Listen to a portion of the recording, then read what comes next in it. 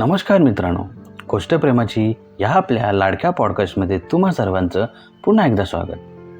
तर मित्र, काय होत असेल त्या मध्यमवर्गीय मुलाच्या मनावर, पाहूया आजच्या भागात. तर मित्रांनो, माणूस हरवला की शोधता येतो, पण जर माणूस असूनही आपल्या आयुष्यातून कायमचा निघून गेला तर त्या रिकामेपणाचं काय करायचं? सईचं लग्न झालं, ज्या हातावर अविनाशच्या नावाचा रंग चढायला हवा होता, जिथे आज दुसऱ्याच्याच नावाची मेहंदी लागली होती. पण खरी गोष्ट तर लग्नानंतर सुरू झाली. सईच्या लग्ना दिवशी अविनाश तिथे गेला नव्हता, पण तो लांबून सगळं पाहत होता. मांडवातली लगबग, सईचं ते नटलेलं रूप, हे सगळं पाहून त्याला वाटत होतं की एखादं स्वप्न असावं. पण जेव्हा मंगळाष्टकं सुरू झाली तेव्हा त्याला जाणीव झाली की 7 वर्षाचा हा प्रवास आता अधिकृतपणे संपला आहे. एका बाजूला बापाचा सन्मान राखणारी मुलगी होती, तर दुसऱ्या बाजूला 7 वर्ष निष्ठेने प्रेम करूनही हरलेला एक मध्यमवर्गीय मुलगा. सई आपल्या नवीन आयुष्यात निघून गेली. अविनाशने स्वतःला कामात झोकून दिलं होतं. त्याने विचार केला होता की तो सईला विसरेल, पण आठवणी इतक्या स्वस्थ नसतात. एके दिवशी अचानक अविनाशच्या फोनवर एक अनोळखी नंबरवरून फोन येतो. पलीकडून रडलेल्या स्वरात एक आवाज येतो, "अवि, तू कसा आहेस?" अविनाश थक्क होऊन, "सई, तू? यावेळी फोन? सगळं ठीक आहे ना?" यावर सई म्हणते, "काहीच ठीक नाही यावेळी. मी वडिलांना दिलेलं वचन पाळलं. त्यांच्या पसंतीच्या मुलाशी लग्न केलं. पण ज्या माणसासोबत मी राहतेय त्याला माझ्या शरीरात रस आहे. माझ्या मनाशी त्याचं देणं घेणं नाही.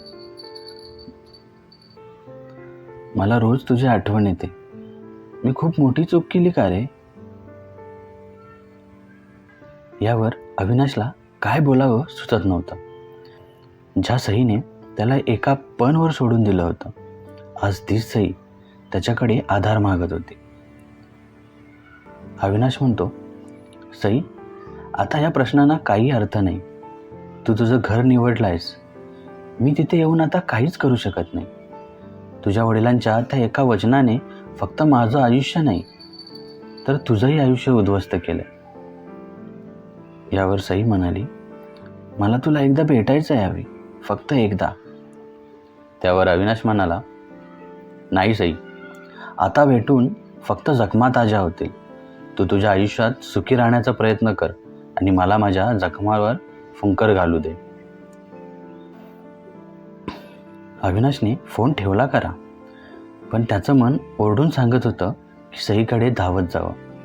पण पुन्हा प्रश्न तोच होता, समाज काय म्हणेल? तिचे वडील काय म्हणतील?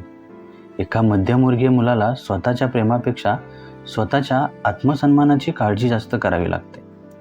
सईने बापाचा शब्द राखला, पण तिने स्वतःचं आणि अविनाशचं सुख कायमचं गमावलं होतं. 7 वर्षाचं ते पवित्र नातं आज एका बंदिस्त खोलीत गुदमरत होतं. मित्रांनो, चूक कोणाची होती? त्या बापाची, ज्याने आपल्या मुलीला भावनिक जाळ्यात ओढलं? त्या मुलीची, जिने 7 वर्षाच्या प्रेमापेक्षा बापाच्या शब्दाला महत्त्व दिलं? की त्या मुलाची, ज्याची एकमेव चूक ही होती की त्याने कोणावर तरी स्वतःपेक्षा जास्त विश्वास ठेवला? पुढच्या भागात आपण पाहणार आहोत, काय नियती या दोघांना पुन्हा एकत्र आणेल, की हा विरह असाच कायम राहील? तोपर्यंत पाहत राहा गोष्ट प्रेमाची. आणि हो, सगळ्यात महत्त्वाचं, प्रेम करत राहा.